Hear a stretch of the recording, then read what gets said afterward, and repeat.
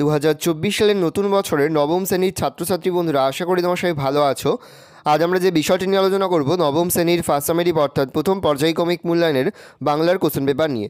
যে মুহূর্তে আমরা বিভিন্ন স্কুলের প্রশ্নপত্র হাতে পাচ্ছি, সবার ফার্স্ট ভিডিওর মাধ্যমে কিন্তু আমরা তোমাদের কাছে তুলে ধরছি। তোমরা কিন্তু অবশ্যই আমাদের চ্যানেলটা সাবস্ক্রাইব করে রাখবে। দেখো, ফুল মার্কস তোমাদের রয়েছে 40 আর সময় তোমাদের রয়েছে 1 ঘন্টা 30 মিনিট। একে দাগে রয়েছে সঠিক উত্তরটি নির্বাচন করো। প্রতিটি প্রশ্নের মান রয়েছে 1 করে 1 × 10 = 10। ভালো করে দেখে নাও, এখানে মোট 10টি প্রশ্ন তোমাদের দেওয়া রয়েছে। প্রতিটি প্রশ্নের মান রয়েছে 1 করে 1 × 10 = 10। 10টি প্রশ্নে ভালো করে দেখে নাও। তারপরে দেখো, 2 দাগে রয়েছে কম বেশি 20টি শব্দে নিচের প্রশ্নগুলির উত্তর দাও। প্রতিটি প্রশ্নের মান রয়েছে 1 করে 1 × 10 = 10। ভালো করে দেখে নাও। প্রথম প্রশ্ন, ভাদ্রপদ মাসে যেন পড়ে থাকা তাল কাকে তুলনা করা হয়েছে? পরের প্রশ্ন, ধীবর বৃত্তান্ত নাট্যাংশটি কার মূল নাটকের অংশ? প্রশ্ন, তারপর ভাটার শোষণ। ভাটার শোষণ বলতে কী বোঝানো হয়েছে? প্রশ্ন, সেই সঙ্গে সদুপদেশেও একটু বর্ষণ করেছিলাম। সদুপদেশটি কী ছিল? পরের প্রশ্ন, মঙ্গল গ্রহে কোথায় বসে প্রফেসর শঙ্কু ডায়েরি লিখেছিলেন? পরের প্রশ্ন, ধ্বনি ও বর্ণের মধ্যে পার্থক্য লেখো। পরের প্রশ্ন, মহাপ্রাণ ব্যঞ্জনধ্বনি কাকে বলে? উদাহরণ দাও। প্রশ্ন, মূল শব্দের কোনো ব্যঞ্জন ধ্বনির পরবর্তী হর্ষইকার যদি উচ্চারণের সময় সেই ব্যঞ্জনধ্বনির আগে বসে উচ্চারিত হয়, সেক্ষেত্রে ধ্বনি পরিবর্তনের কোন রীতি ঘটে? একটি উদাহরণ দাও।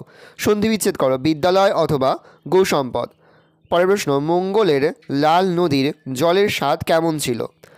3 দাগে রয়েছে কম বেশি 150 শব্দে নির্দেশ অনুসারে প্রশ্নগুলির উত্তর দাও। প্রশ্নের মান 4 করে 4 × 5 = 20। প্রথম, কলিঙ্গে সঙ্গরে সকল লেখ যে জৈমিনী। জৈমিনী কে ছিলেন?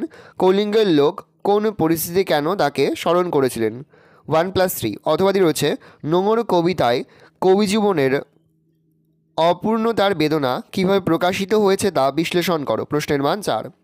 পরের প্রশ্ন, আসল অবস্থা বুঝে উঠবার আগেই যে একবারে সরবরাহ হয়ে পড়ল, সে কিভাবে সরবরাহ হয়ে পড়েছিল? প্রশ্নের মান 4। অথবাদি রয়েছে, দাম গল্পে গল্পকথকের অঙ্কের মাস্টারমশাইয়ের বিবরণ দাও। প্রশ্নের মান 4। পরে হচ্ছে, ধীবর বৃত্তান্ত নাট্যাংশটি অবলম্বনে ধীবর চরিত্রের পরিচয় দাও। প্রশ্নের মান 4। অথবাদি রয়েছে, দুর্বাসা মুনি শকুন্তলাকে অভিশাপ দিয়েছিলেন কেন? তিনি শকুন্তলাকে কি অভিশাপ দিয়েছিলেন? 2 + 2 = 4। পরের প্রশ্ন, এবার গল্পের বদলে ডায়েরিটা দেখে একটু আশ্চর্য হলাম। এখানে কোন ডায়েরির কথা বলা হয়েছে? ডায়েরিটি কে নিয়ে এসেছিলেন? ডায়েরি লেখকের সংক্ষিপ্ত পরিচয় দাও। অথবা রয়েছে, বোমযাত্রীর ডায়েরি অবলম্বনে মঙ্গল অভিযানের বর্ণনা দাও। খুবই গুরুত্বপূর্ণ একটা প্রশ্ন। প্রশ্নের মান 4। পরে হচ্ছে, ভাব সম্প্রসারণ করো। সবার উপরে মানুষ সত্য, তাহার উপরে নয়। অথবাদি রয়েছে, অন্যায় যে করে আর অন্যায় যে সহে, তব ঘৃণা যে তার তৃণ সমদহে। ভালো করে দেখে নাও, এই রয়েছে টোটাল তোমাদের ফার্স্ট সামেরি অর্থাৎ প্রথম পর্যায়ক্রমিক মূল্যায়নের নবম শ্রেণীর বাংলার কোশ্চেন পেপার।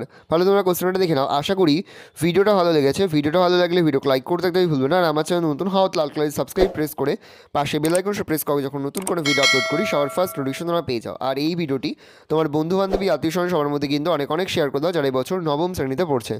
আমরা কিন্তু ইতিমধ্যে নবম শ্রেণীর প্রতি বিষয়ের সিলেবাস, প্রশ্নকাঠামো এবং নমুনা প্রশ্নপত্র কিন্তু আপলোড করে দিয়েছি।